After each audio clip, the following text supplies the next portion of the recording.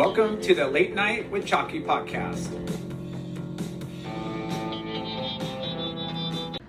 Friends and family, brothers and sisters, welcome to the Late Night with Chucky podcast. Woo! We're at the beautiful Board Riders Cafe here in HB, and we're sitting down with a legend filmmaker. And not just filmmaking, he's been a staple in so many surfers' careers, from managing to being a therapist, to being an agent, a life coach, even a bank roller. A babysitter. A babysitter, you name it, he's done it all. But not just through professional surfers, he's helped out, amazing, non-pros.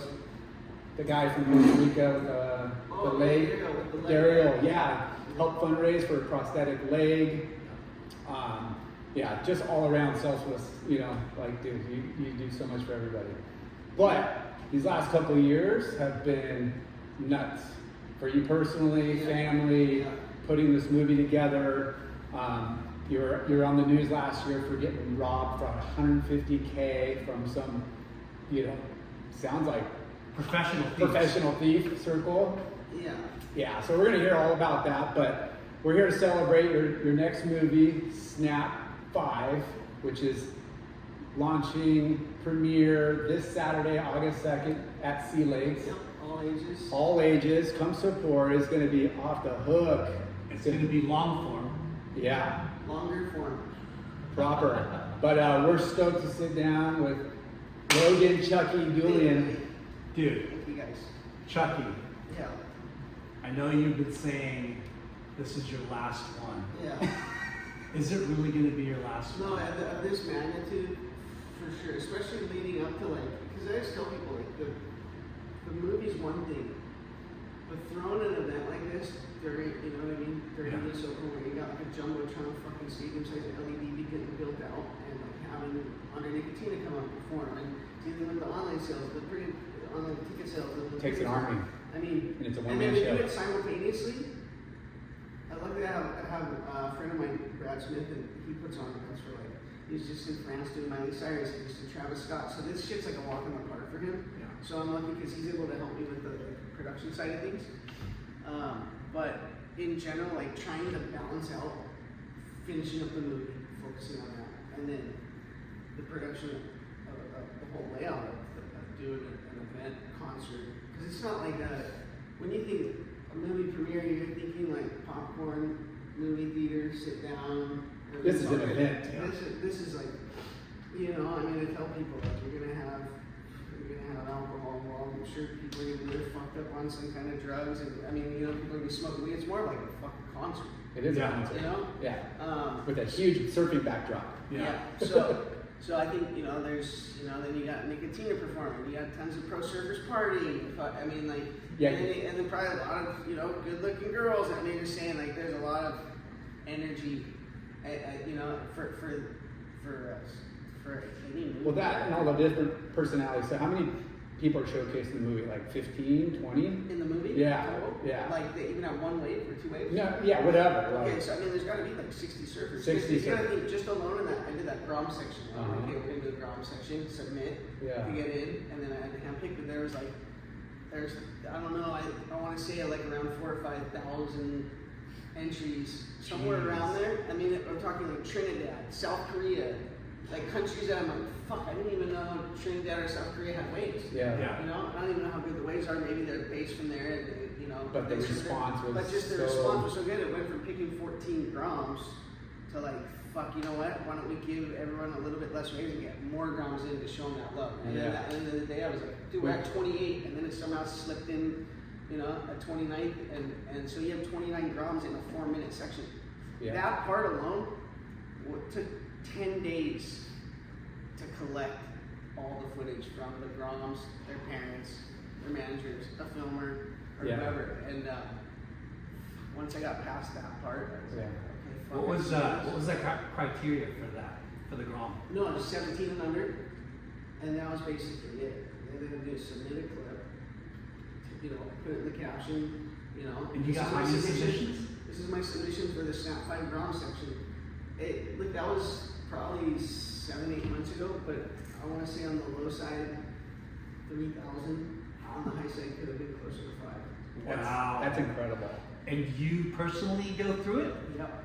All the fucking submissions. But it was kind Don't of lie to us, dude. No, You didn't pop. I don't have a fucking employee, you know what I mean? That's where I'm going. But again, I think that's another big misconception is like, Yeah. you know, This is a one-man transparent as far as like, if you want to get rich and make a bunch of money, Yeah. fucking good money, you're not gonna fucking make surf movies. Yeah. No. So it's like almost like laughable at people that they see the success or whatever way, but success comes in different forms. Right. You know? So from a financial standpoint, Yeah. it's like, fuck, I'm on the record. I'm not fucking like killing it the way that it looks as Oh, far for as sure. like, Yeah. it's not, does it open other doors and opportunities? Yeah. Yeah, you know, but I mean, I used to spend my money and fucking time and energy being a junkie. So for me, it's like, instead of chasing the dragon, I've been chasing this dream of this. So. Yeah, this is funding something And passion. obviously, there's you know, there's opportunities that come with the territory, showing you know that I can do from making these videos or putting on concerts like this or tour or working with the guys. There's opportunities out there. You For know?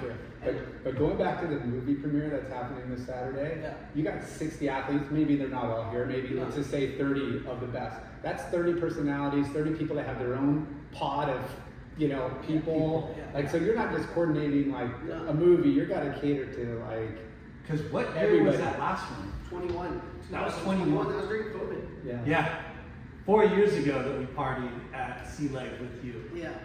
I mean, dude, if you know. And that was Ranger. Yeah. And That was the last time we had them on. That thing was pre-sold. That thing was sold out, pre-sold out. You know what I mean? So Yeah. I don't think it's crazy that there's more fucking anticipation. There's more expectations on this movie. Yeah. Like I feel like people are expecting better, want more, and obviously I feel the fucking pressure of that. But at the end of the day, when they talk about this one's gonna be, it's like fuck, the venue doesn't even hold more people. Yeah. We'll see what happens. As far as like, I don't know how it can be bigger, but I mean, I feel like it's bigger. Yeah. I mean, you're only as good as the footage that's submitted and what you could put together in a, you know, a creative way. Like, you know, like, so when somebody says, oh, it has to be bigger and better, it's like, well, dude, look at the progression of surfing the last 4 years. Like, it's gonna be mental.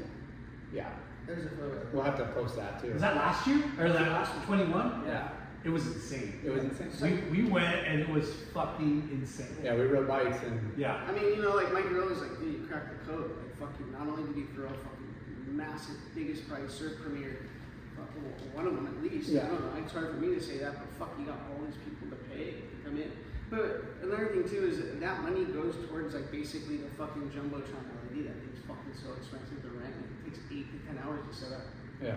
You know? Yeah. Yeah, your mindset is just to put on a good show. It's not about the money. It's about, you know, showcasing it in the best I light. mean, yeah, that's the thing. If it was completely not about it, then I would just let everybody in for free. I have to cover expenses. Or just done in a movie theater, like yeah, in some exactly. But I mean, I want this to be special. I want it to stick out. Having it at the beach, it just has something outdoors. And it was forced outdoor because of COVID. Yeah. But then when we did an event with Sea Legs, Alicia and the Sea Legs, I'm like, fuck, this is rad. Yeah. And so we wanted to bring it back there. It was definitely better. It was better terms than like the observatory where we did snap food. Indoor, sweaty, like just gnarly. They fit almost half the people. Dang. So observatories, we used to be like, I think 1,400 or around there, and then I know 12, and I think now it's like 1,000 person venue. We're already sold out at 1,000. Yeah. You know? It's epic. So, I mean, and too, definitely leaving money on the table, because I think like last time we fucking could have sold way more. Yeah. But there was no room, but that's a good problem. Alicia better have a bunch of beers on ice there. 805. Yeah. 805. Thank you. 805 sponsor. 805 actually came on as the presenting sponsor. And the crazy thing is the first time ever that we've had a beer sponsor. Wow. Which you think Snap would be perfect for a beer company. Fudge. You know? Yeah. But you got the consumers. Yeah, but this is the first time. Yeah. And it's cool because they're the presenting sponsor for the US Open. Yeah, they've done a great job. So it all ties in. So the WSL's like the red tape's down with the WSL and Snap. You know, at least fucking them posting and promoting the event.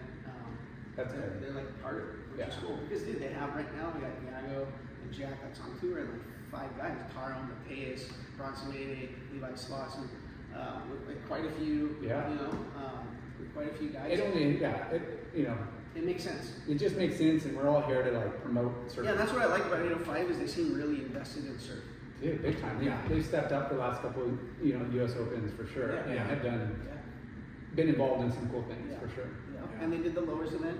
And, Yeah. I think anything here on the West Coast. Hey, 805, we love beer. I do. Lyndon doesn't drink They anymore. make a non-alcoholic beer. Do they? Yeah. They do. All right. Yeah. It's like he knows. We'll have to hit it up. Who's your I got the contact? contact. Yeah. So Chucky, Yeah. we're on Snap 5. Yep. We are. What, I know you're gonna say this has been the hardest one, but can you maybe describe the first to 4 and give us like what you remember and like felt good about for each one? I mean, 1 and 2 were so different as it like for me compared to how old I am. I was a fucking kid. It was 25 years ago. Yeah. Is it 25 years Yeah, ago? Was the basically, first I one? started it like right after 2000. I remember because the company I worked for fucking went under when 9/11 hit, and then I remember like what the fuck am I gonna do? And I just remember at that point I had met so many surfers, whether they were super well known and on the verge of fucking world titles or battling for world titles, to guys that were unknown like Asher Pacey or Aaron Cormick was kind of known for the Lost movies. Yeah, Well, he was for known sure. for the Lost movies. But you had like such a melting pot of guys, and that was when I came up with the concept of like, fuck, I'm gonna try and kind of do the Taylor Steele thing, Yeah. Not kind of, like that's what I wanted to do. I For wanted to sure. try to do what Like he Taylor set a did. really good blueprint, but yet, Well, he had his generation too, Yeah. for me, I'm like, okay, these are your my generation. my friends, Yeah. Not that we can all be friends, but it was just, No, it makes sense. and that was kind of the vision, and honestly, at that point, it was like Taylor Steele, Jack McCoy, Matty Jai, you got the Lost movies, Mike Riola, then you had fucking the Volca movies that Willie and Troy were making, like surf cinema at that point, I feel like was at its peak as far as there were so many fucking good filmmakers, and I come in, I don't know what I'm doing as far as camera equipment and that type of shit, like I said, I've been super transparent as far as I was the worst fucking filmer of all time.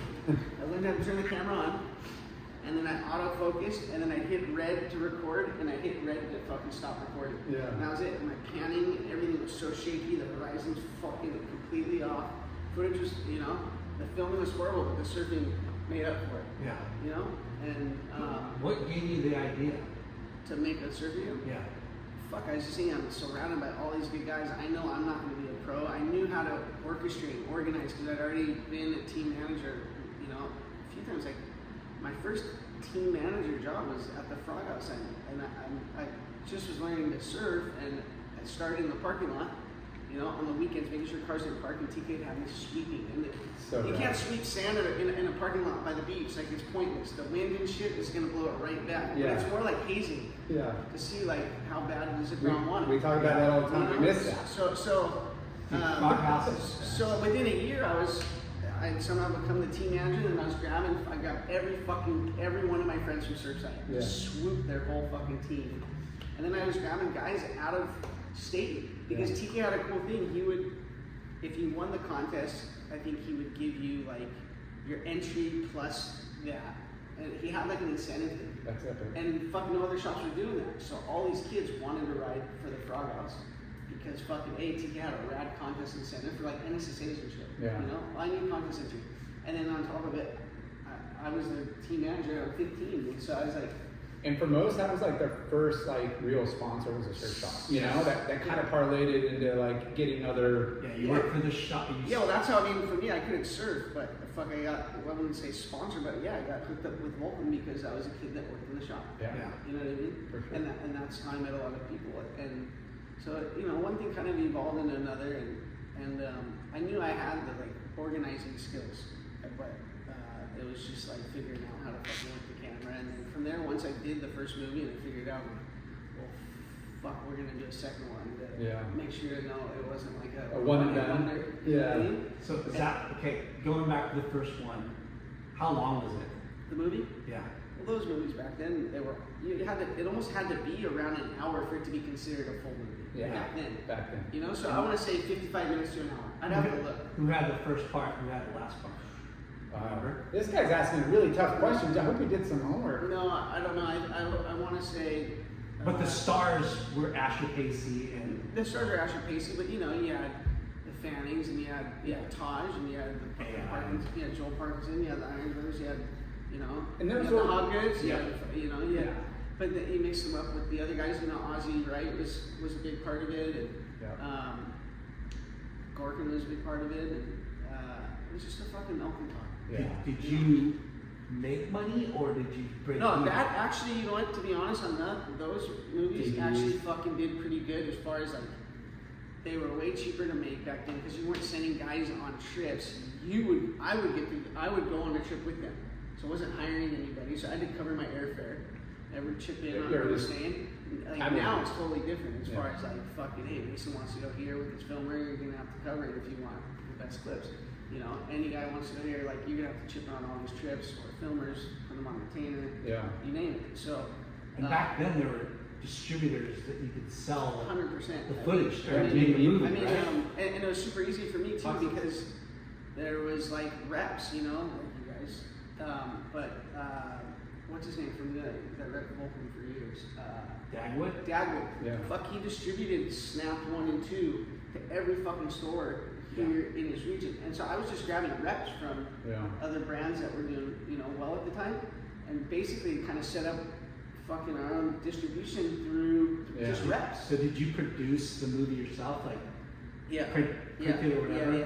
Okay. Yeah, and then from there we just have boxes and like, you know, go to the garage in the house and fucking boom, re-up fucking guys, and we had distribution in Australia, we had distribution in Japan. And that was pre social media and YouTube and and everything. so you're- no, there was actually more lucrative then, Yeah. and I was at the bottom of the fucking totem pole. Yeah. You know. But that era, like 2000 to 2005, 6, whatever, even just before the bus was such a booming time in our industry. No, that was I think the peak. The of peak. Fucking like. And As far as budgets and but you know, like you magazines. mentioned, like every big brand was putting out a killer movie themselves. Yep. You had a lot of competition, but there was such a thirst for content. Yeah. You know, because that's all there was. Well, movies. and this was like fresh blood too, you know, Yeah. like the Momentum generation was kind of on the fucking on the other side. Yep. I think they were kind of on transition out, except for Kevin. Yeah. Or like Shane, but Yeah. majority of the crew. you For know. sure. It's funny because I just seen Ross Williams with beach coaching, you know, Yeah. and it was kind of like trippy, like fuck man, I remember when he used to like just watch this guy's parts on Fucking beach. so smooth. The You know? cat. So I mean, so making those movies, it was so under the radar. There was no fucking pressure. I didn't feel, you know. I mean, I had put pressure I put on myself, kind of, but at the anticipation, the expectation on Snap movies were nothing. They were very indie, underground fucking surf films. Even though we had the distribution, like I wasn't a fucking heavy hitter in the game. Fucking like I didn't feel like I was really a threat to fucking anybody. I mean, but eventually, I think people caught on that I was being able to get to the right place at the right time and know where guys were going and that stuff. Yeah. And I think that became a little bit more, I Well, would you- say, not worrisome, but I think people started to take it a little bit more serious. But then by Snap 2, at the end of it, that was when Pat Conroy hit me up and was like, hey, I'm starting this company. I want you to come do this. And that's when I left making the surf movie, you know? So that was kind of that era. And then fucking 15 years later, come back, decide to make Snap movie. And fucking got long pause. fucking super long, especially with equipment and everything changed. You know, back then it was cassette tapes, then we had memory cards, everything. So from there, And then there's social media where you and have social to kind media of was protect. just getting started too, but it was just photos mainly. Like Instagram was photos or a 10-second thing, and no one had really picked up on like the word algorithm or engagement or that shit. You Or know, like it was YouTube, just like really. post a sick photo. It was like a digital vision of like you know what you were trying to get accomplished through a surf map. Yeah. You know, but the video thing had like guys were sitting on video content. I can list a handful of guys. You know, fucking Asher Pacey stuff at P-Pass. I mean. Fucking granted, I think Bill was trying to fucking you know shelf Jack Robinson at the time, but all Jack's best shit was just sitting there. Tom Jennings had it for speed on. It was super easy to get. You were like right now, it's like not battling, but fucking dude, everybody's trying to get their hands on the best video content. Yeah. It's So you took a 15-year break, and 15-year that's like break. working for Pat Aruka multiple times. Yeah. Fucking then on to Mickey Avalon and putting those things on. And then on from there, you know, fucking graduated. Oh, and that's all strung right. out and fucking whacked out. And I mean, at first it was doing really good, you know, as far as money. That's kind of the weird thing about money. Like the most I ever made was not really something that was healthy for me. Right. You know, and so. We're putting on Mickey Avalon concerts every weekend, like. Yeah, and it's something on him, like fucking. It's that's all my decision making. Yeah. You know what I mean? But when you're surrounded by it, as far as like shit's at nighttime and it's partying and it's like next thing you know, and I'm all whacked out by my choice, not by anyone else's. And then two, you know, next thing you know, I'm not surfing as much anymore. And next thing you know, I'm gonna fucking own a surfboard. And then next thing you know, fucking I'm in fucking my first rehab, and then the second one, and then the third one. Yeah. And then eventually I fucking got off opiates fucking through surgery. Like so I don't claim sobriety. I claim fucking it's been 10 years since I fucking have done opiates, since I've done Oxycontin. Yeah. You know? And so that's all I needed to achieve. That's what was killing me. That's what destroyed my life. Yeah. I don't need to fucking claim sobriety. It was never my fucking problem. Yeah. These fucking blue pills called, you know, Oxycontin. That's what destroyed my life. So Yeah. eventually I realized I gotta stop listening to everyone else. Everybody's different. Yeah. And TK Briber gave me the best advice. And he didn't say it nicely, but fucking he was very like firm about it. He's like, fuck, you need to take your fucking really bad habit you got and replace it with something good. And the only good habit I knew in life, really, Surfing. was surfing. Yeah. You know? Thank God for strong men like him that Yeah. tell you what you need to hear and you'll Yeah. listen to it. Yeah, well, I mean, at that point, I'm just reaching for fucking anything. Yeah. I was on my die. And he's somebody that cares about you. He's Yeah. somebody that Yeah, helps, and you he's know, so firm there's a too, lot. and he's firm too, you know, like Oh, yeah. fucking, he fucking would tell me straight, you know, when I come in there and I'd be fucking pale and weighing 100 pounds and shit, you know, he let me have it. Now he's like 125, dude. He's fucking ripped. He went from 120 to 125. No, I was 98 Yeah, pounds. he was 20. God. I looked like I was fucking just in like Auschwitz, like a fucking concentration camp. Yeah. That's not So how long did you do that? Because we talked about this. about 5 years on and off. I mean, I tried quitting fucking Yeah. at least I would say fucking 500 plus times. So that 500 times, whatever, do the math, but dude, that's like fucking over like, twice a month I would try to detox myself. Yeah. Yeah. And it's like the And we have had other close friends in the same situation, and you know, it's heartbreaking, and you understand the struggles, and it's like, you know, you can have all the support in the world, but it's your decision. It's up to you. Yeah, it's up to 100%, you. You know, and I mean, it took getting written off and fucking getting told do this and that, and I'm just like, fuck, I'm gonna do this just to put it in everybody's fucking face that told me I couldn't do it. Yeah. And they have to sit back and fucking watch. Yeah. And at the end of the day, it became good motivation, and I'm almost happy that fucking they came at me that way, because whatever it takes to fuel that fire, because fuck, dude, to me, I look at it like Yeah. getting off that shit is like escaping Alcatraz. Fuck you, the stars only align. Fuck, for me, I know for a fact, fuck, you can't escape Alcatraz twice, and I know for a fact I don't want to fucking swim back there. Yeah. I'm stuck in hell. Yeah. You know? Yeah. So that's when I came back and fucking I got back Surfing. into surfing, and then after a couple months of just surfing, I started putting on weight, I put on some color, I fucking getting back to life. Wasn't as embarrassed to see people in public and shit. And from there, I was like, fuck, I can't keep just surfing. I gotta figure out something to fucking do with it. Yeah. And then I was like, no one seems to be real into the making surf films right now. Right. Like, I think, you know, it seemed like Taylor was kind of wrapping up his last project, or was working on his last project, and then Kind Level was just finishing, I think, Cluster, which was his last one. It just felt like an open lane, and everybody was still real tied up on the photos, print, and whatnot. So I thought, like, fuck, it's worth a shot. And we did. I have nothing to have everything to lose, but it's just like I didn't feel the pressure. As far as no one's expecting it, they're not even expecting me to fucking live. Yeah. You know, no one's expecting me to stay off the shit Underdog. for 6 months. Yeah. You know, it just felt like fucking why not? And But then- Plus, you executed 2 successful films. previously. Yeah. Yeah. So the third one. So the third one was like a resurrection project. As far as I was resurrecting my life, and then at the same time I was fucking trying to resurrect my fucking, you know, career. Yeah. I guess you could say. And prove to everybody that I could come back, and stay off fucking oxys, and I could come back and fucking make a movie. And that was the hardest part about 3, was kind of convincing guys, To come like work with the you. younger guys, you Yeah. know? Yeah. So, and fuck, once I did 3, I was like, okay, if I do one more, I'm not gonna have to convince anybody I know what I'm doing. they're gonna want to. Yeah, and so it's crazy because I look at the poster and it's like there's like fucking 10 guys maybe on the list for Snap 3.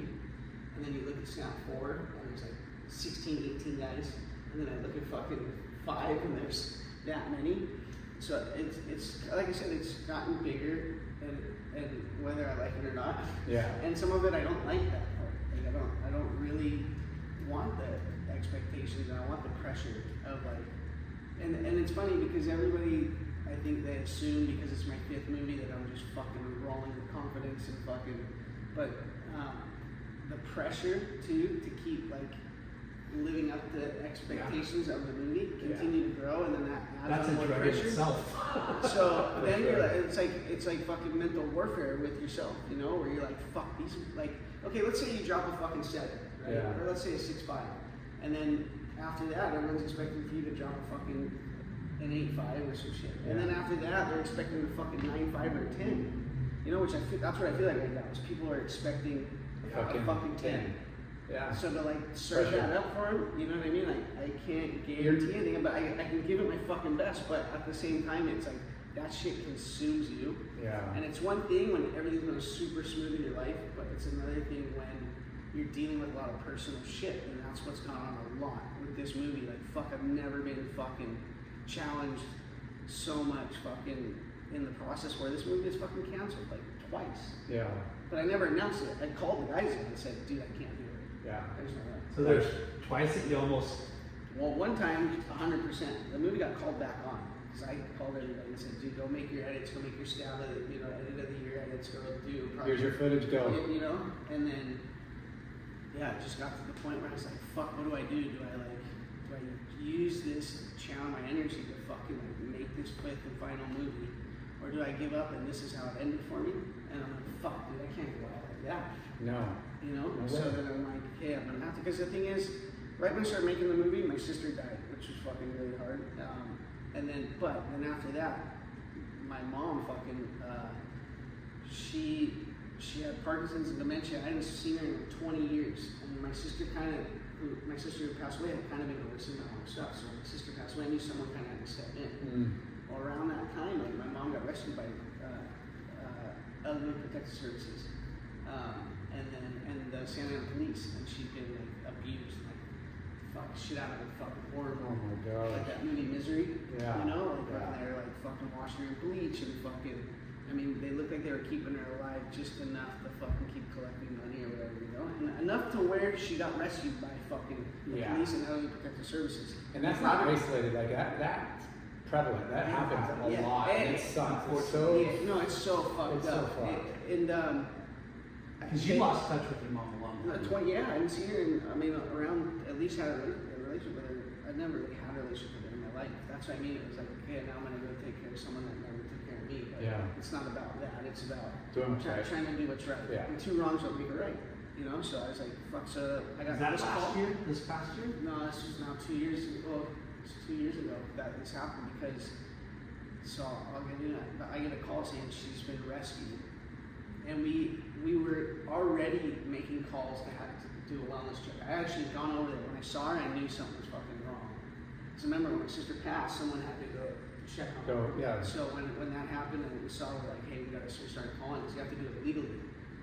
And fucking sure enough, fucking they got tipped off as far as the Logan Protective Services and the police department went in, checked. They're like, fuck, we gotta get this lady to the hospital. They brought her to the hospital. Called me because I'm the only one in my family that lives here. Yeah. And I went over and saw her, and it was like someone that just got, what's it called, like from like a concentration camp. Like, Just malnutrition, bruises, beats, everything. 70 fucking pounds, Wow. no hair. Like it looked like she was fucking in Auschwitz, like fucking like at a concentration camp. They fucking cut all her hair off.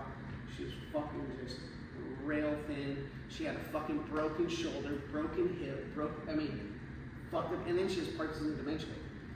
So then that becomes my main priority was fucking to like get her back to at least get a help to where the last kind of chapter, whatever months, we don't know how long, that she's gonna be in good care. So then from there it was like working through the health system, which is fine. Especially if those government agencies. agencies. Yeah, and then they don't want to release them because they're cashing in on those patients. Yeah. You know? So like, fuck it. It took. It was like there was a lot of fucking going around and a lot of red tape to even get her out of the system, so we could pick where we wanted her, and then I had to pay for it. Yeah. You know. So I dealt with that, and then once I got her into place, like at that point, it's like just watching. Long story short, it's like watching someone die every day in front of you. Fucking takes a toll on you and your energy. I mean, dude, you just every day that you leave there, you're just so defeated. You almost, as fucked up as this sounds, you almost want to see them pass. Yeah. Get out of because their quality of life is so fucking bad. Yeah. And no one, I think, wants to end life on that note. No, I don't They know. don't even know they're living. Fuck. Was she coherent enough to know that you were her son? And Yeah, like, yeah, she was, and you know, there were moments where she was super thankful, but in general, in the end, she was super fucking angry and pissed. Yeah. She, you know, even for a few days and a few weeks, she was just happy that she was rescued. Yeah. You know, And then that so she wore was off. liberated from fucking, Yeah. you know, but then after that wore off, you know, that Parkinson's and especially I think Parkinson's dementia like fucking make you angry. Yeah. You know, It's they're frustrating. not nice, and Yeah. so and she was never really, to be honest, like very nice. Mhm. You know, I never seen her say thank you to anybody. She didn't treat people that well. I mean, that's part of why she had a gnarly like drug and alcohol problem. Yeah. So, so when someone's like that, with that mentality, and then they get the other stuff, of course they're gonna get darker, you know? And so a lot of time I just sit there and get fucking like basically verbally abused, you know? And I'm like, fuck, I can't believe it. This is like back to being 10 years old. I'm fucking getting abused, Yeah. and I'm fucking in my mid-40s, and I'm taking care of a lady who fucking didn't take care of me.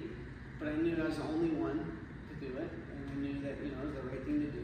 So you kind of just had to sit in a pocket and get kind of the shit beat out of you verbally, Yeah. you know?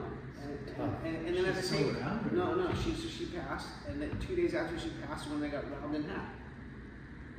So nuts. That's been the making of the movie. Like Yeah. fucking. You So know, when you know people hear like, oh, it's been delayed, or it's you know, well, it's been delayed, but yeah. But Because you, there know, was no- you don't have yeah, a day. No, yeah, it's but been taking so long. yeah, well, it's been 2.5 years, Yeah. almost 3 years to the day. Wow. But I knew, you know, for me, I know when the movie drops since US Open. Yeah.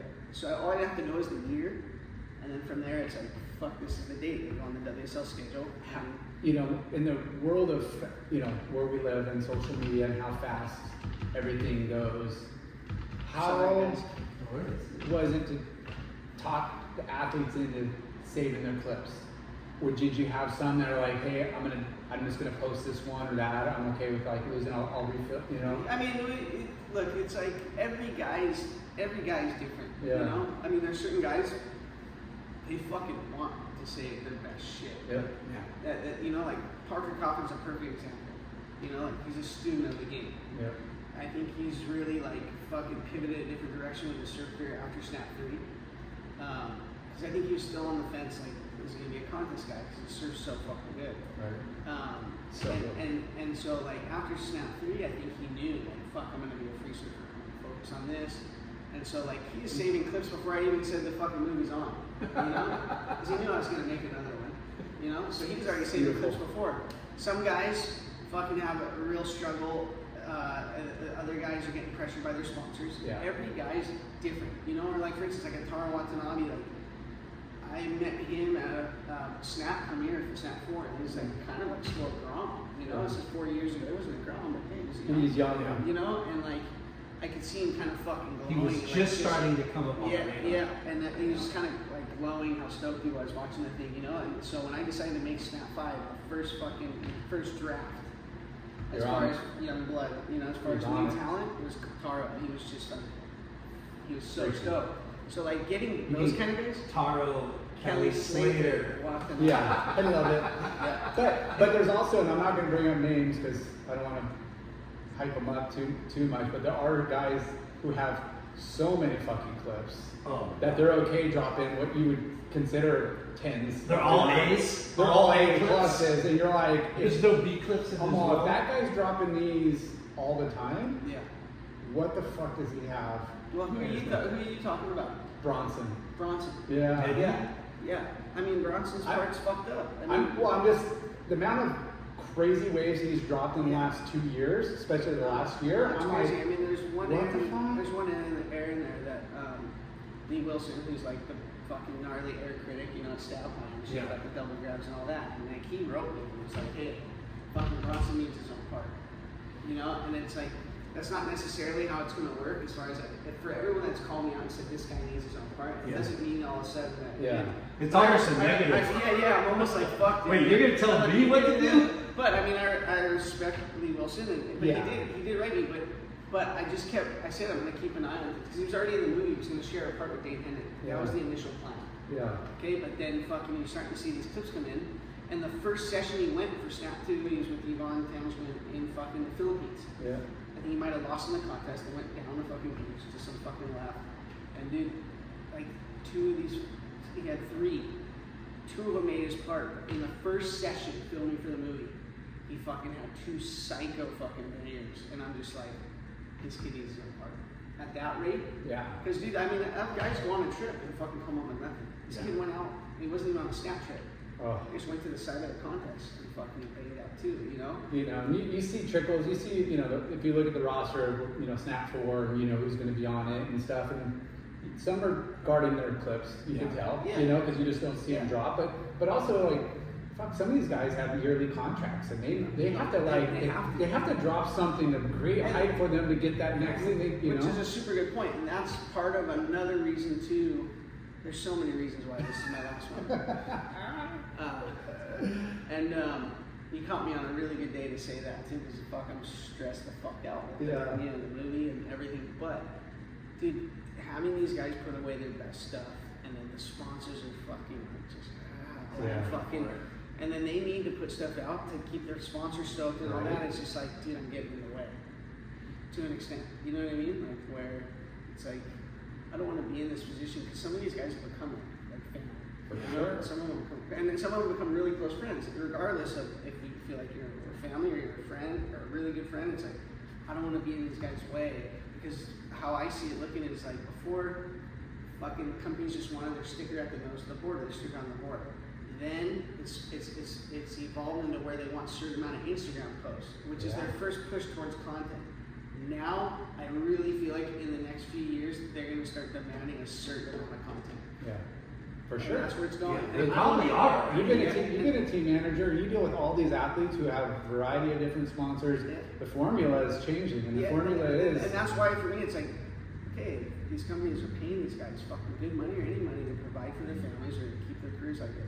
Why the fuck is Logan getting your best shit? Yeah. Why are you putting your best stuff away for someone who's not paying you, doesn't have a contract? And, you know what I mean? So it's like, I feel like it's just evolved to where it's going, and I see it going there, and I just know, like, dude, I'm not trying to prove myself anymore to anyone but myself. You know what I mean? Yeah. And I don't want to be in the way. I want to support these guys the way they supported me. But that's what's cool. Your story is, you know, here on the big picture, it's all about the surfers and everything about that, and you never want the spotlight on you. It's like, hey, it's showcasing them. But for you, it's like, this is how I want to live my life. I want to like be in surf. I want to, you know, stay healthy, and this is what makes you tick. It's just, you know, it's just crazy friction. It's choosing, and that's the thing. It's like it's gotten to the point now where things have evolved. I think beyond how I ever saw them going. Yeah. I mean, I think too, because there's not a lot of people making these independent section-based surf films anymore. You know, like Jacob Vanderwerf just made a killer movie with all the homies from San Clemente, you know, with his boys, and it's really good. I see him fucking going on and making a really good section-based surf movie. I can see that coming. But you know, most of these movies now are either done by a brand or they're done by an individual. You know, like John puts out the same stuff. Noah Besher puts out the same stuff. You know, like you know. Cologne, like you got to. They'll just have their own. But I think like to have a diverse roster of you know. It's a global. Yeah. It's a global thing. And so I think that's why. I don't think I'm at the king of the hill. I just think I'm the last maybe dumb fucker up there. You know what I mean? Like as far as like no one else is doing it, and they're smart. Like fucking like this isn't really what you want to dedicate your life to. You know, if you're looking for certain type of results, some people are looking for different kind of results. And for me, like it's been like I said, the most money I ever made was the most unhealthy I've ever been. You know, so like for me.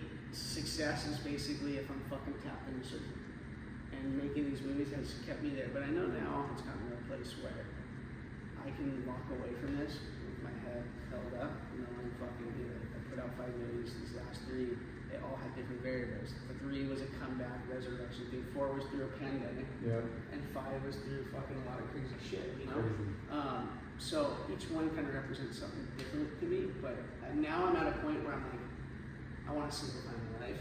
I want to be more present for my daughters because they're fucking 16 and 14, and I can see in 3 years they're gone, dude. We know, like. So I'm like, this is it. Like, I can tell you this: until they're grown up, like fucking 18 and up, I wouldn't even consider doing this again because I need to be there for them. And I have a really good relationship with them. I mean, they fucking gotten divorced over this movie. Wow.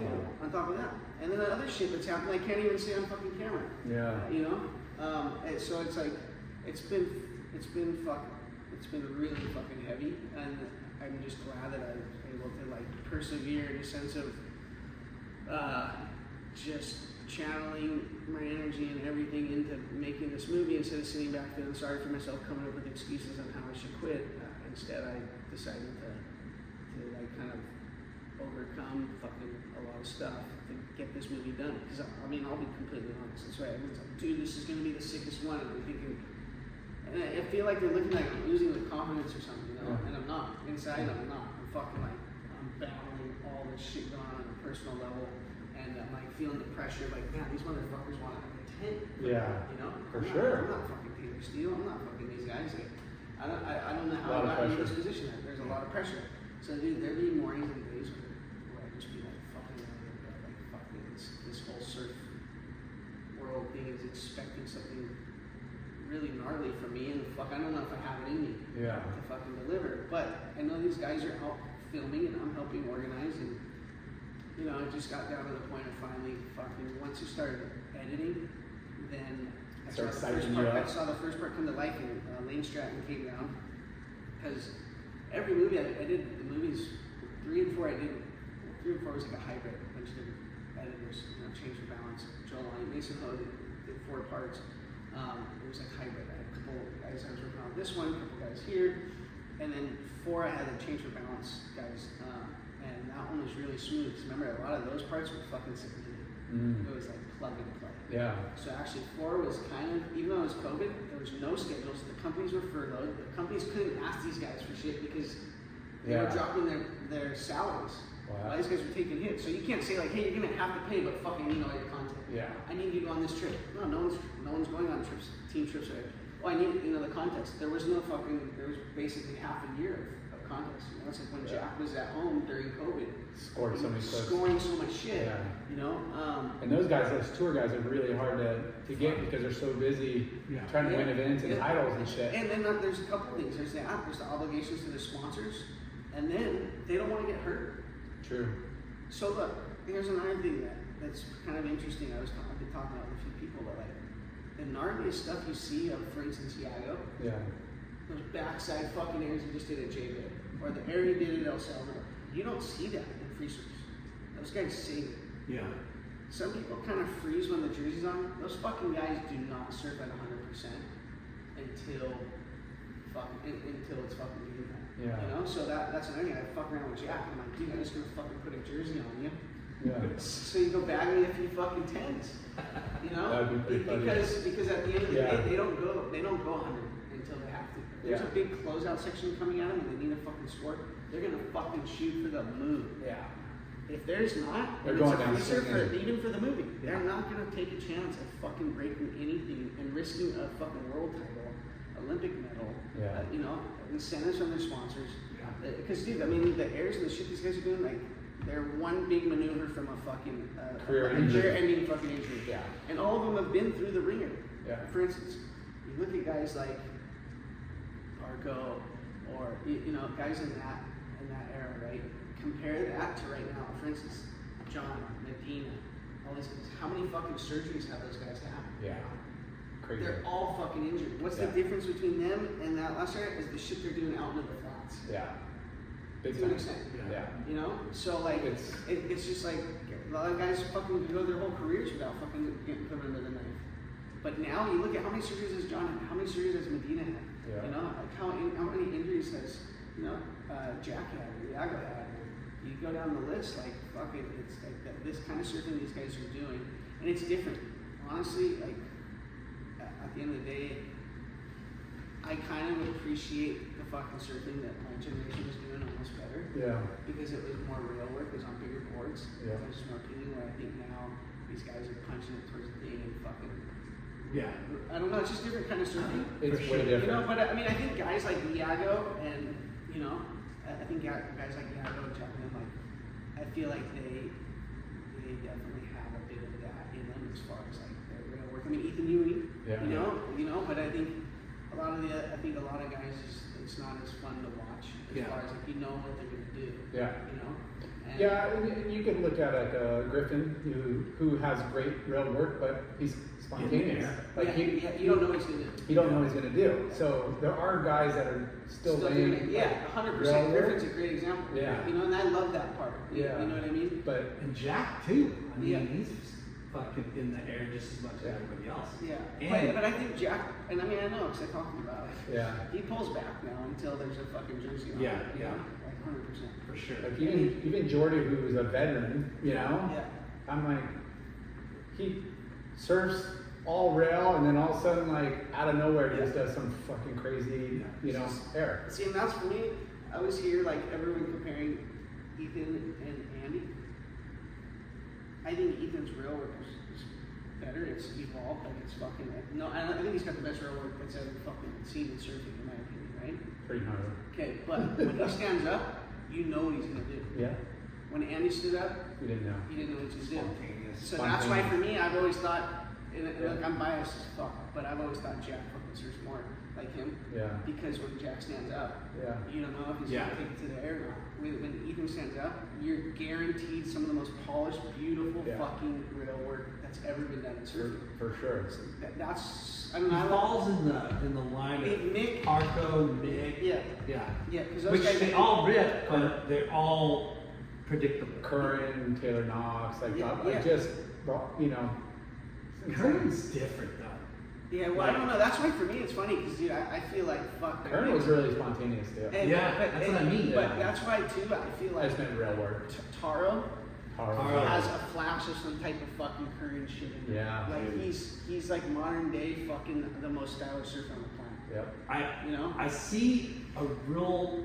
You're right, but I also see like Gerlach, like Yeah, no. I mean, when it, You know? makes sense because Gerlach was his coach. Yeah, Loki yeah. Was was his coach. So But like, you really can see you it. can fucking see. Yeah. 100%. And but yeah, Taro, for how surfing has evolved, and there's so many good surfers, there's Guys still those stand- guys that stand stand And out. yeah, and that's the You're thing. just like- and here's another thing. Like, Taro doesn't really have an air game. Like he's got, like, Yeah. he's got maybe. He does, but not- I won't blow it, but he's got 1 or 2 airs that are a fucking 3.5, 4 minute part. It's refreshing. Okay, Not but- everybody needs to be an air guy. So, I think at the end of the day, like it's almost refreshing to Yeah. have those guys that's kind of almost tapped back in to where like he's bringing this fucking kind of old school fucking approach as far as like he's gonna get it done on the rail. Yeah. You know, I mean, that's the same thing, like Ethan, Yeah. you know?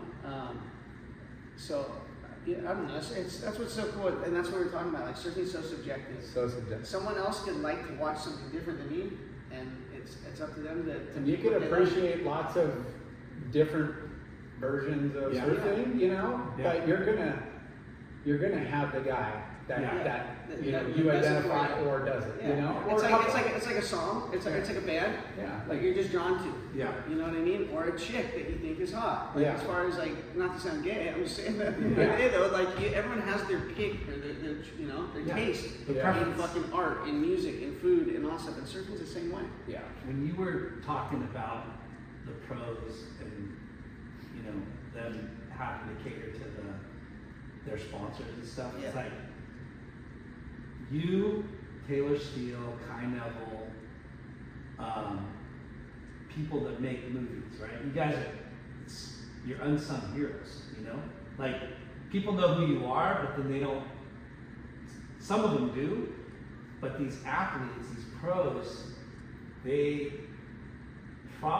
and I'm sure some of them do. You help Their career. ignite their career and prolong their career. Yeah. Like when you look back, like you said, Ashley Pacey, Yeah. right? Who fucking No, highlights that's the it? thing. Well, that's the thing. When I went to Australia for the first time and I saw Ashley surf, I was like, dude. So I'm not cool. saying I'm not bringing this guy back to America, but I said I'm going back to America and telling him I want this guy, even though he's from Australia and he's on a different program, same company. I want to fucking run him in America. Yeah. Because he's going to be a fucking big deal. Yeah. You know, and I knew, and at that point. But you've done that, like Benji. Benji Brand. Dude, I mean, like I never heard of Benji Brand. I might have saw like a clip of him, but when he was the intro to Snap 4, you're just like, who the fuck is this guy? That's the thing. I mean, Soundboy said it. Who the fuck's Benji Graham? I mean, that's why that line fit So perfectly. good. I think we got some who the fuck are Benji Graham t-shirts are going to be. Yeah. And you know, And dude, because of that, Yeah. he got a killer. Yeah, well, and that was the thing on the side of doing the movies. Like, fuck, for guys like Benji, is like I was not cold calling, but I was hitting up a lot of brands. Yeah. You know, and I reached out to the Hobgoods, to CJ, Yeah. and I just said, dude, if you guys pick this up, I promise I will fucking get you guys extra fucking push at least from what I can do from my platform. We can guarantee that he's gonna be traveling, he's gonna be fucking producing, he's gonna get the job done. He's gonna and be out. fucking dude, I mean, I could pull up the fucking message I wrote to him because it's on Instagram, but I believe you know, it took a couple months and he got the deal. So Yeah. after the thing, and honestly, that's the shit that I want to be more remembered for. Is that like when the movies are done, and it's like fucking just make movies with these guys. I've tried to do what I can to help the ones that wanted to help. You know what I mean, and that appreciated it. Yeah, some don't Some need don't help. fucking, some don't need help, and some fucking and some don't, do. and some don't appreciate it. Yeah. Do you know what I mean? Like some just, it's just Like, how they're. You're a therapist in many ways. Yeah. And like Mason, you know, he's been one of your He's main dudes, yeah, but he's- he could do it himself, 100%. right? But he it's does. like, He has his own like. Oh, he has his own- YouTube, and he saves his best stuff for Snap. But you know, I mean, that's the thing. but like early, like I was saying, you fucking not necessarily launched careers, but you fucking elevated a lot of people. Elevated. Yeah. Dude, this guy was, you know, his livelihood to fucking Taylor Steele and. Well, I was just talking about the other day. It's like you look at guys like Benji Weatherly, or you know Greg Browning, or like I mean, fuck. As soon as you guys, I mean, as soon as I know for me as a grower, as soon as I saw fucking you guys through his movies, I was just like, it was, and I know it's like if you're in a Taylor Steele movie, you're getting a fucking contract. Yeah. And brands That meant need something. to know like, oh, this guy's in a Taylor Steele movie. If Taylor Steele's fucking, if he's on his platform, then. Great Browning's drive-through is, I mean, Benji, Kalani, Donovan, you know, like That prolonged their damn career. a lot of those guys he had for sure. Yeah. Yeah, and you know the cool thing about Taylor, aside from fucking, you know, him being like the go to fucking, you know, for me, surf cinema, because I mean he's done it all. He's done it all, but like fuck, he's so cool. Yeah. He's so humble. So Oh, I dude, just got a chance to like meet him this last year, and I was just blown away. And I told him like, dude, I'm never really starstruck. Yeah. You know, but fuck, I was, dude, because I mean, I really like. But when I met him, and he was that cool. I thought it was even more like this guy's even more of a like because like he's achieved so much, and he's got so much humility, and he's so approachable, so down to earth. I couldn't believe it, you know. So it was at his Cilantro Film Festival, and like we got Snap 5. I'm like, dude, I could whip some edits out, and so we did 2 edits, 2 separate nights at his film festival. And that's how I got to meet him. We did Q&A and stuff. At the recent one? No, yeah, last year. This one was last September. Yeah. At the what's the theater? Paloma. The Paloma. Yeah. And then he like walked me down. He showed me. He's like, hey, Barry, Momentum 1 or whatever. Like there's such a gnarly mosh pit. All these fucking seats got ripped out. Like, he had so many cool stories and stuff. And then he like, you know, after he's like, hey, Snap 5 next year, Saturday night. So like finish it up, you know, get it done. And fucking Saturday night's yours. And so that was kind of like my extra motivation. That's awesome. I'm gonna get this movie done, and we're gonna screen it, you know, at his film festival Saturday night. Awesome. And so that's set. September 20th will be at the Cilantro Film Festival with Taylor Steele, and yeah, Cilantro. Yeah. Salento. That's what I said, right? Great tequila. Yeah. But no, I mean, it's those little like shots of like, Oh, dude. you know, and that meant so much to me. I was so stoked. It's like when surfers probably get to meet Kelly, you know. I said, I only get intimidated by like, not intimidated, but like You're Starstruck. excited. Yeah, like Kelly and Taylor. Yeah. They're not really phased by Yeah. whoever, but those two guys. Goats. Any Kelly footage in this next one? Well, no, there's a Kelly. I mean, there's a tribute to Kelly in this one, Nice. and Taylor. Sick. Same section, same shot. Nice. So yeah, I figured out a way. I don't want to give it up, but like we figured out a way how to kind of pay homage and tribute to them with one section, you know. And it's got to be pretty obvious. Like, how do you pay homage to Kelly Slater? And then you think of the roster and the names, and you fucking know exactly how to do it. So there is one tribute to those guys in the movie, and I don't want to give up too much because we'll keep it. But I'm thinking everyone's like, then I talked to Taylor because it's one of those things. Hey, we're doing this, and I hope we're doing this to pay like homage to you, not to like, I'll leave it at that. He was like, fuck, he was stoked. That's cool. That's insane. And everyone's gonna What see is when it? they see What is it? Hey, when they see it, Yeah. they'll No. know instantly that this is paying homage. Yeah. To them. Fuck yeah. So I think I got an idea. yeah, it's pretty fucking easy. The writing's on the fucking wall. You know? Just use the names. Yeah. You know? Well, I mean, it's So the best of the best, you know? yeah, well, we'll see. Yeah. So Hard for me to say that. It's so hard to talk about. You know, and someone's like, hey, write a bio for the movie. Oh. I'm like, fuck, I can't write a bio about my own work. It's really hard. And when people give me compliments and shit, it's super hard to Yeah. be like, fuck yeah, what are you doing? It's like someone coming out of the water and saying, I'm fucking killing you. It's so obnoxious, only like Salmon Boy or someone. But you know say what? that, you know? No matter is he how, making an appearance in this? Yep, oh yeah, yep, you'll see. no matter how Epic. Yeah. hard you kill it and you get those waves, everybody's gonna look at the one wipeout and remember the wipeout, you know? And that's just life. And No, that's it. I mean, I think too, like, look, there'll be critics that come out of the woodworks and be like, oh, this, and like, oh, fucking cool, then go make your own fucking movie. Yeah. Give it a go. yeah. See how it is. Yeah, You know, like, because until you're until in your someone makes a shoes. movie in this era, right now, then fuck, I honestly don't really care. Yeah. Because it's I was that- gonna ask you about that. Like, you made a movie when movies were being made and distributed and sold in stores. CDs and DVDs and VHS. Yeah. Like, that's so foreign now, Yeah. right? Yeah. And And I'm So so fucking foreign. old. Cassette 3, you that was still That's on YouTube. No, Snap 3 was...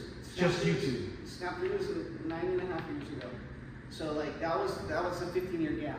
In that 15-year gap, that's when fucking the equipment fucking got better, and that's when fucking, electronics, everything had advanced. And you no longer needed cassette tapes, and you used the memory fucking card, Yeah. hard drives and shit like that, Which kind of maybe made it a little easier, but still expensive and hard to, everything's like the cataloging and the documenting that you have to have, the Yeah. organization skills. That's it's one- gotta be so fucking crazy. That's one thing though, throughout each one, I Gotten feel like better. gotten better at is the organizing. Because I know if I'm super organized when we hit the deadline, fuck, you can turn them into sections. Yeah. Like Clay Marzo's part was the first part that we edited, and it took me and Lane Strap 2 hours, and it felt so fucking good Wow. to knock it apart in 2 hours. And that was the first time Lane and I had worked together, and I knew right then, I'm like, if you want to do it, like, fuck, we should work together on this. As far as I want to bring you on to edit all the parts. Word. And then I had Aaron Jesse, who's local here from Huntington. Yeah. The big afro, fucking rips. Mhm. He knows it really good too, so it's cool to be in the room with guys that know their shit, because I swear there's not a lot of back and forth as far as, no, I think it's this, because at the end of the day, I do have the final say, Yeah. as far as when I'm in the editing room. But it's good to have other But when good- you're both seeing eye to eye and like, fuck yeah, that's this, or I have a suggestion and then try it out and it works good, or if they have a suggestion and I say try it out, and if we both like it, then like, we know that's the direction we want to go. Yeah. But it's been really cool, fucking like Lane Stratton and Jesse Clutch, and then Jacob Vanderwerk, who just made his own movie. He edited Diago's part, Parker Copper's part, and Ian Crane's part. And then Mason Hone, Noah Dean, Mason did his own part, Noah Dean and James Cates did his, and Gab and Harry Bryant did his. So it's fucking like a full hybrid. That's cool. Like, And that's also rad because it gives a different artistic, like kind of a, and you're gonna see like, a part or two look. that you're like, you can tell that it was done outside of the mind. Yeah. which makes, I don't know, again, the surfing does the talking, but it's also, you know, we know how important music is and stuff. And, you know, just this now in 2025, 4 years ago from the previous one, wave pools were kind of a thing. Yeah. But they've exploded in the last 4 years. Like, how is that? Like, dudes, don't send me fucking 10 minutes of just pool airs. Like, you know, like, how are you going through and approaching, like, Pool pools clips. with it? Pool clips for the most part, like, aside from the Grom section, Yeah. I think there might be one pool clip in the whole movie. I like it. Outside the Grom section. Yeah. Grom section, there's a few. Yeah. The Groms. Yeah. But, like, there's only one surfer that has a pool clip, Wow. which is Pretty wild. pretty good. You know, I was expecting, like, a lot of crazy clips Yeah. coming your way and not knowing where you would stand on it. It's like, and I'm not, you know me, I'm fucking a pool addict, dude. Yeah. I fucking love the wave pools, Yeah. you know, all of them, all I mean, shapes look and at- sizes, I fucking love it. But for this, obviously, it's like, if it's a, you know, never been done before, fucking air or something, I'm totally fucking into it. If it's Yeah. like a big straight air in the pool, to me, I know that guys go do that. Yeah. You know? And so, like, fuck, I've been sitting on some crazy shit at Jack that we had from 3 years ago, fucking at Waco, and no one's still ever seen it. It's not in the movie. Yeah. You know, he's changed sponsors, board sponsors, and just, you know, other sponsors. So, like, the footage is kind of outdated, but he's still doing some of the biggest fucking straight airs you've ever seen in that pool. yeah. You know, but at the end of the day, you know what he's capable of, though. We've seen it before, so like, in order to push the bar up, because no one's gonna debate that doing airs in a wave pool is obviously a little bit. It's killer, but it's repetitive. It's Yeah. repetitive, and it's kind of a cheat code. It's in a cheat code, to yeah. an extent, like Well- not for an air contest, but I'm talking for a surf movie. Yeah, and that's where I was kind of, you know, we see social media, we see all the clips, and I was just like, man, you know, as a true hardcore, you know, old school surf fan, I was hoping it wasn't gonna be a lot of cool clips because you see it so Yeah. often, and we all You almost know. got a no-hitter except for the Grom section. I mean, like I You- said, one pool clip. But you know, in the real ocean, how much more, How more difficult? Yeah. and just aligning that moment Yeah, I mean is that's just impossible. You know, most of the yeah. The time. degree of difficulty is, Yeah. you know, obviously what matters. But- Dude, he's got standards, bro. I know, I only expected nothing less, but I was just But saying. think about this too. That's Fucking been- the final clip of Snap 4 is the fucking first ever Christ there in surfing in Mason. Yeah. So I'm not opposed to that. No, for sure. You know? And Mason went there specifically to fucking nail that thing Yeah. out. And he did, you know? And so, fuck it. It's like, that's how open-minded I am too at the same time. Oh, It's like, I think too, love fucking, it. I put myself out there to get fucking cooked as far as like, you ran a wave pool clip for the last wave of your whole fucking movie. But at the end of the day, it's like, If it's and fucking it's all epic, it's subjective. epic. And it's subjective. You know what I mean? It's like, well, fuck, I'm not doing this to try to like win over every critic. Yeah. Like, I'm really not. You know? Yeah. Like, fuck, I'm more interested You're in trying putting in what's fucking cool to you. yeah, just see what I like. Yeah. And if they like it and they gravitate towards it, fucking rad. If they Yeah. don't, fuck go on. I know for a fact. Here's one thing that I learned throughout this whole trip. Dude, you cannot fucking, you Please. cannot win over everybody. Yeah. Fucking, it's mission impossible. Yeah. You know, and fucking people are either real stoked when you're doing shitty, or they're real stoked. You know, like it's both. Yeah. You know, some people are stoked on you doing good. Some people are stoked on you fucking when you're doing bad. Yeah. You know, so like you can't win them all. Fuck those guys. Well, that, and, you know, you also you're, you know, rallying for the surfers too, and you know, when surfers go on a trip and they don't score, how down they are, or they might, you know, how many almost perfect pin clips that they just clip, and emotional on that end too, Yeah. of bouncing back, and just knowing that, fuck, I can't believe your foot slid, you know, like how many variables. Yeah, there's some things I'd like to do with those clips because there's some fucked up ones. I mean, the almost shit's like some of the most entertaining shit because they're that close to doing something. The old school fucking wipeout section, crazy. you know, bonus, secret video, You pay know, homage, secret video. yeah, at the end of the day, some of that's my favorite shit. That's a lot of stuff I use on social media. Yeah. Too, is like that Yeah, shit. the where, teasers. Like, the teasers, does he make it? Does he not? Fucking, you know, we kind of are baiting everybody up. But, you know, at the end of the day, and another thing too is some of these guys have other goals and other, like, you know, Mateus and Taro and Bronson, these guys are on They the went on challenge tour. series. So, like, you know, with Mateus, like, fuck, you see him and, like, you see him one heat off, one fucking score off of qualifying for the third fucking time in his career. And I know how fucking devastated the dude is, you know? Yeah. And so, like, a lot of times you're trying to, like, trying to give them extra fucking Motivation. and like reassurance, like positive reassurance or reinforcement, Like, whatever, dude, you know, like, dude, you it's gonna got happen, this, bro. gonna happen. Remember, he's like basically gonna give up on the thing, and I'm like, dude, I'm not gonna let you. I will fund. Yeah. Fuck the movie. As Yeah. far as it's not. You need to get to that event. Let's fucking make it happen. Yeah, one way or another. I gotta use miles. I use miles. I mean, dude, like, you know, shout out to Sean Walker at Safari Surf Travels. I gotta make sure I say that right. But Sean Walker, Yeah. he does a lot of people's travels, you know. And we were trying to get him to come aboard for sponsoring, and basically I got him to fucking trade me credit from his travel agency. I don't know where the credit came from as far as out of his pocket from them, but I was like, you give me that, I'm gonna have you as a sponsor for the movie. In return, I want to use that for Mateus's airfare to get me to some of these challenges. Awesome. That's awesome. So, See, and that's the stuff we want to hear. shout out to Sean Walker, Yeah. because fucking came on to Safari. support. I mean, we gotta Make sure you get it I right. want to get it right. But that's the stuff we want to hear and That's- talk about because That's like to where it's like you make it happen, you know, no matter what. Yeah. And I texted you that photo that they used in the How Surfers Get Paid. And dude, that was such a killer part too, right? Because About Clay. because you know that's another thing. World there's Safaris. Okay, World World Safaris. Safaris. Okay, it's Sean at worldsafaris.com. Sean, Hit that guy up fucking for travel because dude, he does surf too. So it's like that guy might know where a fucking swell's going basically because his phone's been ringing. And like guys that go on strike missions are hitting him up. Like I just saw him. Mason sent me his itinerary set up for him to get back to the airports and shit. And I'm like, fucking Sean set up your ticket because when we see the surf safaris here in America, that's Sean. You know, and fuck, it's like having those guys come on to support Snap, and then me in return being able to take that support and give it back to Mateus. yeah. And I haven't told that on anyone's podcast or interview or whatever, but like that's how I've been able. That's partly how I've been able to get Mateus to some of these events. Well, I got fucking travel credit from Sean Walker, and I gave it to Mateus. Well, we've been in the industry forever, knowing, you know, where the surfing has, you know, the industry's been and where it's at now, and not seeing stickers on a lot of guys' boards, it sucks.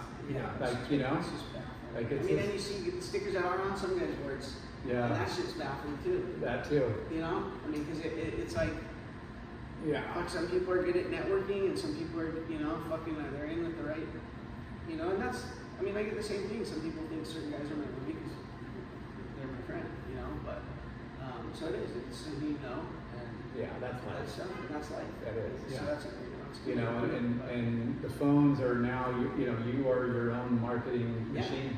And you know? too, like I see certain guys, and fuck, dude, I see how hard they work and how hard they hustle, and you're like, no wonder fucking they're successful. Because like, they might not be your favorite surfer, but like, you have to fucking acknowledge when you can see someone Hustle. in the hustle to make shit happen. 'Cause there's guys who that- else did you want to give a shout out to that gave you support for this movie? Anybody else? Well, it's just 805 here and after party at Bear Flag, Fishco. Toss, I went to kindergarten, this is for kids, we went to junior high school, everything. The Toss came on and really sponsored the movie.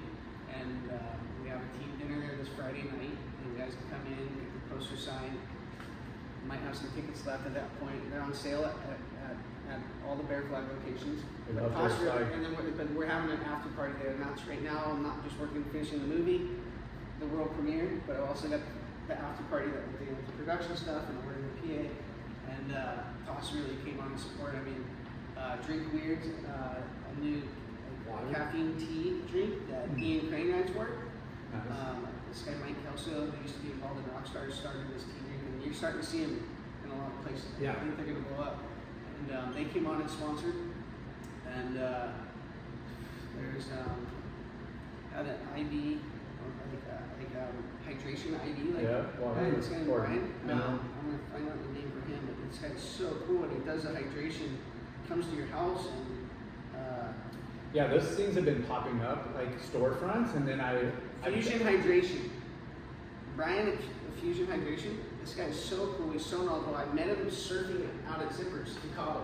Wow. And we started racking out, started telling me what he's doing, and I know there's certain things, that's like part of why I know it too. I really feel like I don't want to do these anymore. It's because like I don't put as much effort and time and energy into like self-care. Yeah. This because I'm so busy taking care of whether it's my kids or the guys in the movie or that stuff. But like when I started talking about the hydration in the IVs of like B12 and zinc and the NAD or peptides or all this stuff, and I'm hearing about it everywhere. I know it's good for you. So when I flew home from Bali 2 weeks ago, the movie wasn't done, but it was my only window to take my daughters on a dad-daughter trip. Yeah. That was a big undertaking, huh? Big time. But when I came home, I knew like fuck, there was no time for jet lag. I want to get in. I want to fucking get this movie finished up. And a guy came to my house, got me all dialed in, did the all the vitamins and everything that they get in your body. You can't get in your body any other way. Goes straight into the bloodstream. Yeah, straight into your organs and where it counts, And fuck, dude, I just powered through. I had like no jet lag. I mean, I had some, but it wasn't an option. But getting the IVs, I never felt that hydrated. Like I got nitro boost. Like it was crazy. I just fucking was able to do like a 20-hour day. What's the company again? Fusion. It's Fusion Hydration. His name's Brian, and their Instagram is Fusion Hydration, and that's super cool. But yeah, there's been a bunch, and then there's other people too, like Sasha Lopez, who's been helping me with like all the cover work, and I mean, I harassed him. We got merch for the first time ever. We've never done merch ever. So you sell merch at the spot? Yeah. At Sea Legs? Yeah. Like there's one with Sound Boy flying up, and it's like your favorite surfer's favorite surfer, and it's him. He's so good. And then there's is one. He posed like Elvis? No. Okay. And then there's one of Mason. It's got Mason. It says everyone's number one hoe. Which I like put some humor spin on it. Yeah, I love it. And then I think I just got one that's a salty one that says like, who the fuck is Benji Graham? Yeah.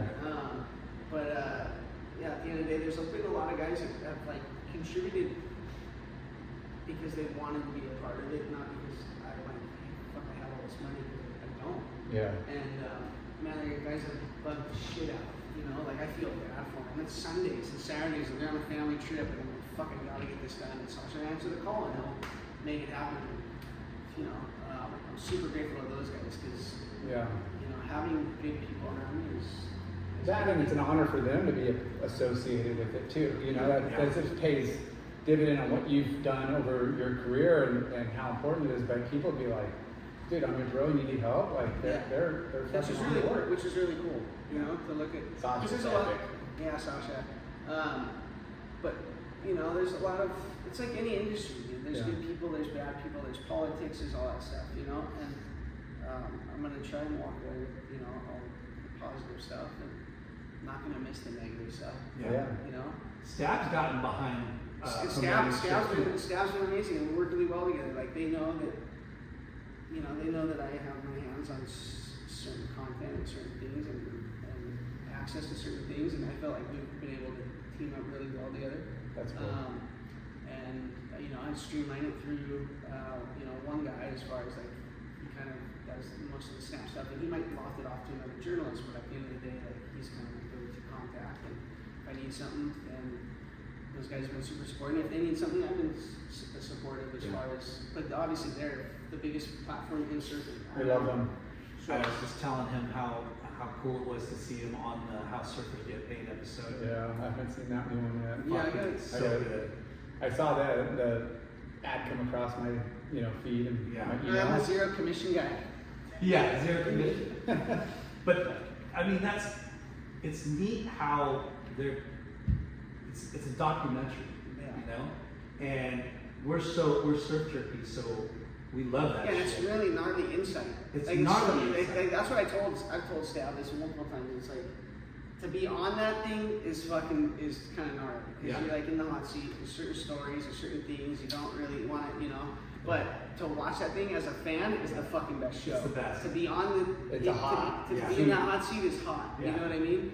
It's funny because Blair, yeah, he's like, I fucking hate this. he starts talking. He goes, "Fuck, I hate this show."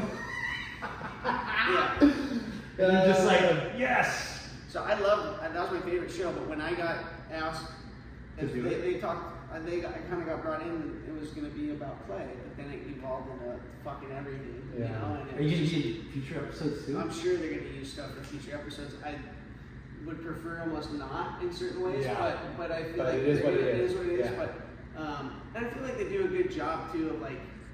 I don't think they want to make anybody look bad. No. I think they do their best. They just know it's gold. There's some sensationalism in it, but Yeah. it's mostly things that are true. Yeah. And Well, the good thing about Stab too is I feel like they ask all parties involved. Yeah. Yeah, you're getting both You sides get of the both story. sides, which is great because Yeah. every story has 3 sides. Yeah. But there's also so much gossip and so much like, Yeah, everybody but- thinks they know what Yeah. like goes on, and there's some truth to that, but like That's they're what- setting the record straight. That's when like a couple times they asked me some things had nothing to do with Clay, and I told them like, "Fuck, I don't know about that." And they're Yeah. like, really? And they're like, and they didn't know if I just didn't want to talk about it, or Yeah. whatever. And I said, "No, I'm not going to talk about anything that's not personal."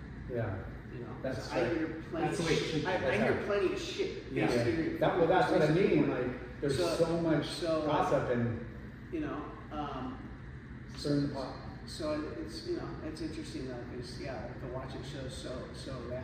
Yeah. I mean, it's so entertaining. So To be asking those questions, I think it's who's asking you too. You know what I mean? Like it depends if you're like there's a good energy going with the journalist, you know. Yeah. But if the journalist is like poking at you Yeah. and trying to get shit, then you start to get fucking you start to Yeah. get pissed, kind of. It's a And then from delicate- there, it takes you out of your headspace to like answer the questions properly because then you're kind of running on fucking like defensive. Yeah. defensive, Yeah. or like you're kind of getting angry Yeah. because you feel like They're like, they're prying too hard. You know, like if someone says like, "Hey, how much did this guy make?" I told them like, I don't ask my friends what they make. Yeah.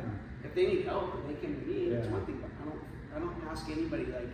I think one of the rudest things anyone could ask is like, "How much money do you make?" or like, "How much is your bank account?" But That guy will ask you right No, now. I know. I have my brother-in-law, my sister's husband. The guy. That's like one of his first questions he asks people, and he's from England. Yeah. But it's so fucking obnoxious. Like for me, I can't believe people have fucking like that in them to fucking like first question or first few Yeah. questions. You know, like.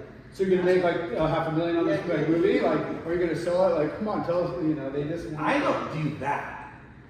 I ask monetary questions, but only to like tell people like Emphasize. either they started at the bottom and this is what they made, Yeah. or hey, they worked hard and they got to this. Yeah. You know what I mean? Yeah, no, it helps paint a picture for sure. Yeah. And I think it's like you're saying, it's the way you angle it. When Yeah. you just come out straight up and say, Yeah.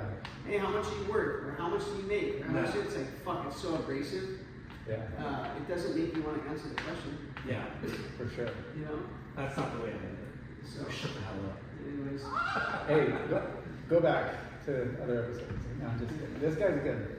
But you, that was killer to see you on there, talk about Clay and how you helped set him up with Ruka. Mhm. What, are you still working in our industry or? I mean, no, dude, honestly, I'm trying to phase out to an extent. I'm not like trying to walk off into the sunset. Like, there'll be opportunities, I believe, for me after this movie and stuff, and I'll just kind of cherry pick. But I know I need some time to like kind of process all the shit that's gone on, and I Yeah. need time, me time. I want to go on some surf trips. I want to spend time with my daughters because my daughters will be like, Dad, just on the phone, or look at everything. They say my name 10 times, I don't even hear them. I'm Yeah. that fucking honed in on what's Yeah. going on. It's tough. And finally, they're like, "Logan," like a parent would. You Yeah. know, call you your first and middle name or whatever. And as Yeah. soon as they say Logan, I look at them Yeah. and I realize, like, yeah, I'm fucking like, I'm here with them, I'm present, but I'm not really as Yeah. present as I want to be. And I'm pretty hands-on. Like, I do a lot with them, but I see a lot of room for me to improve on being Yes. more present Dude, with them. That's life. That's everybody. That's Yeah. all of us. Yeah. Like, you But, know. but when like- you recognize that, Yeah. and that's why for me, I feel like my job's done. And the thing, like I feel like I've had a positive impact on surfers, like some surfers' careers, and I feel like I did my best to get back when it came to surf movies and trying to do this to stoke everybody out and whatnot. But I feel like now it's time for me to enjoy surfing for surfing, and Yeah. focus my energy and time also too on like so much energy going into the movies and into the surfers. I need to give that like love and energy into my daughters. Yeah. Well, let me know if you need a filmer. I'll video you wherever you want to go in the world. Let's I go. got my filmer right here. I get better content with my daughters than I do any of these movies. So yeah, that's kind of the direction I want to go. It's just like I'll be totally honest. I don't really love the direction the industry's going. Yeah. You know, and so like I want to keep continuing to love surfing, and I find moments and points and days and stuff where I'm like, fuck this. You know, I just want to go surf. Yeah. I don't want to hear about the politics. I don't want to hear about the drama. I don't want to hear about fucking. You watch guys come up and fucking their careers go down, and they don't want to fucking accept the fact that their career's done, and they want to hold on to, you know, this stuff. And I just think at the end of the day, like, it's not really fun to watch. Like, to watch these guys, you know, go through this revolving door. Because I mean, as I continue, I would keep working with next generation surfers. Yeah. And you know, you see guys phasing out, and it's sad. Because some guys excel and like, they're good at it, they see it coming, so they really like pivot to you know, evolve with, you know, the phase of their career, where other guys do not want to fucking give up the fact that it's fucking time's ticking, game's you over. know? So it's tough. and I don't like watching that. Yeah. You know, and I think too, you know, like, how am I still fucking around, you know, and I couldn't even fucking barely surf, and I'm at where I'm at, and I watch so many friends' careers come and go. Well, to be successful in anything, especially if you're using surfing, like, you got to be so like psycho committed. Just like anything, get really to the top and be really good.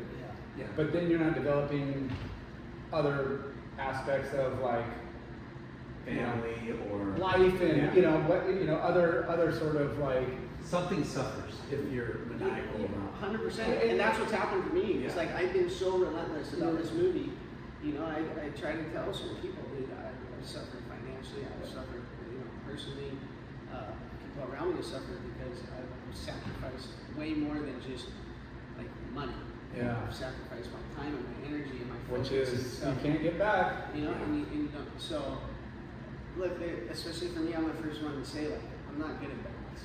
Yeah. You know, as far as like, if I'm doing something, I'm going fucking pretty all out for it. It almost becomes like obsessive compulsive disorder as far as. But you leave it as is. Like, hey, I didn't cut any corners. I didn't leave anything. Like, this is it. You know. That's a good, so you got to just be like. You're gonna have critics, but I did what I set out. That's what I said on the thing. I can't say it's the best movie I've ever made. That's up to you guys. That's up to the critics. And some people could say that this could be the best one. Some people will say it's not. But at the end of the day, all that really matters to me, and all I know at this point, is that I've given it my fucking best. And to walk away knowing that, that's all I really fucking care about. And because, dude, I've never had a movie beat the fuck out of me. Yeah. Like the way that this movie has affected my life, as far as like, dude, I'm so tired. I'm so fucking drained. I think that Use an ID. You need to hook up tonight. Actually, guys are coming on Thursday. It's coming on Thursday and Sunday after the premiere. So I go to Bali the next night. And he's like, let me get you hydrated before the trip. So he said, hangovers and traveling. Are you doing any other premieres? Yeah, we're gonna do more here. I haven't been focused on that. I really like. We're gonna announce a bunch of stuff. I have fucking probably 15 stops that are already locked in from August, September, and October. Awesome. Maybe it'll go online beginning of November. But right now, my main focus is two things: A, finishing the fucking movie, which should be like we should have it done as far as it's just being colored. That's basically done, but it's not the done I want. Yeah. And maybe a few more hours, but then the world premiere. And then after I get past that, then like there's gonna be a lot of stops being added to the tour. Awesome. I haven't really announced much, but then the next day I go to Bali. Yeah. We have 2 out there, actually 3 out there, and then. Where are you doing it? White Monkey? White Monkey Thruster Club, 1 in Chengdu the next night. So the 9th is at the Thruster Club White Monkey. The 10th is in Chengdu with Thai Buddha, and then. Thai Buddha. Yeah. And then there's another one there on the 22nd at the Uber Surf Villas. And then we've got one we're doing at the Japan Play Film Festival September 11th. And we've got Taylor Steele's September 20th down in San Diego. Yep. And then we're doing like 3 or 4 in Oz, Sydney, Newcastle, Gold Coast. Are you going to be out there for those? Yeah, I'm gonna go to those ones, and then we're doing one I think during the Quicksilver Surf Festival in France. Okay. We're doing a couple in France, but one's during that, and then With Jeremy Flores? yeah, Week? yeah, and then we're getting a full, pretty gnarly run of doing a full tour in Brazil. And that's what's like. Shit, you're going to be filming some more content. You guys did Drive through? Yeah. We're gonna do drive by. Fucking, you know. But we talk about like social media where the industry's at now, and it's like, dude, we need movies like this. We need other, you know, if this is your icing on the cake, we hope other people come up and step through, and we have killer premieres and bring that energy, because when you're staring at this and you're like, oh, that's cool, you don't have that interaction, you don't have that vibe, and when you're there watching something live, just like an e-concert, especially, you know, surfing and fucking music, like, we need that. No, and that's the thing is, like, to get everybody, so look, you watch your fucking clip on your phone, it's okay, it's good, maybe good. Dude, watch it on that, that's something that big, right? And then watch it on a thing like that. Yeah. Then you fucking take it to the bigger the screen, The the better the clip, and then two, then you top in the energy of everybody hooting and yelling and screaming, and that's the epitome of surf cinema as far as like, when you have that energy and people are watching all together, it's something big, people are partying and raging, and you know, I don't know, I just think it's like, there's something fucking magical about that, because what other movies, if you yell in a movie theater, or you yell during a movie, dude, someone's gonna tell you to shut the fuck up. Yeah. But the better the movie, the more screaming, the more people are psyched. There's no other there's no other movies where like yelling and being as loud as you can is actually like a welcome. compliment. It's welcome with open arms. Sure. You know, and that's where I think surf cinema, surf films, that's what sticks them apart from like name any other fucking thing. I mean, maybe Moto or something like that, but I don't know. I don't think you get the hoot and hollers like you do at surf films. It's just fucking. Or fucking surf turkey, that's why. Yeah. Well, I know you got to bounce because you have dinner.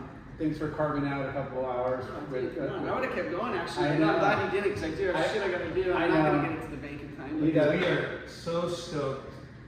That last premiere, 4 years ago now? Yeah. 2021. 21. Yeah. In the heart of the stupidity of Yeah. COVID, you pulled off one of the greatest gatherings in California. You know, during COVID. Yeah. And it was insane. And we're looking forward to Snap 5 and replicating and even surpassing what you did that night. Hope so. But tickets online, link in the Snap 5 bio. They're going fast. By the time this hits, they could be gone. Yeah. After that, Frog House, Ayapono Cafe, And Bear Flag. and Bonsai and Bowls. Bonsai Bowl. But- Thinking of Bonsai Bowls, let's thank Joe Bards. Look at those. Couple free bowls. Live To the life in a ladies, bowl. Joe, what's your gig bard? Yeah. Yep. And thanks, Future Fins. Good. Which one's this? The Alpha. What is this? Size large. 5 fin setup. Those look sick. Nice. Then you got a steel. Well, we got Foo Wax. Good. Big Late night nice chocolate serious. edition. Yeah, I need this. Scotia I need Industries more. battery pack. You know how much you're on I your need that. phone. You're going to need this to help charge magnetic wireless Running that in charging Premiere. power bank. Thank you. Thanks to Scotia. Ola, Mexican Kitchen, or you can go to Mahe, or you can go to Brand. Wow. Yeah. So, Sounds like a buffet. You know, so you got 3 amazing restaurants to choose from. Sick. pick whatever cuisine you want. Super stoked. Thank you to Earth Pack. Yeah, Earth Pack makes all your bags. What's And his retail name? bags. Dave Bach. Dave Yeah. Bach. He sponsors Snap 1 and 2. Yeah. He's the I best. remember that. Yep. Thank you to Murph Electric, Clear Weather brand. Clearweather Brand, Ashton Hard Oh, shoes are Seltzer, sick. Capacity Brewing. That's it. What else? Better go and scroll. Let me scroll real quick. I don't even know. But dude, name off the ones that you want that's sponsored. World Safaris. World Safaris, Yep. 805, Drink Beer. There's quite a few to be honest. Oh, Bear Flag, Yep. Ayapono Cafe. You got the best restaurants in There's town. a good lineup. There's quite a few. Everybody go get their tickets. Let me rifle off our sponsors. Oh, let's go. Check them out. Earth Pack, Ola Mexican Kitchen, Mahe Restaurant, The Brant, Bonsai Bowls, Board Riders Club, That's Cafe, or Board Riders Cafe, Shoots.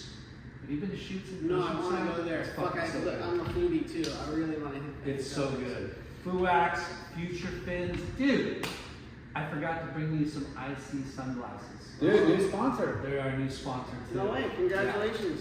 Clearweather Brand, Murph Electric, Ashton Hard Seltzer, Capacity Brewing, Malachi.com. Skosh Industries, and thank you to Surfer Magazine. Dude, you guys got more sponsors than the NASCAR guy. What? Yeah. Congratulations. Us and Gabriel Medina. Yeah, that's what I mean. Hey. You're doing good. Congrats, Thank you brother. guys for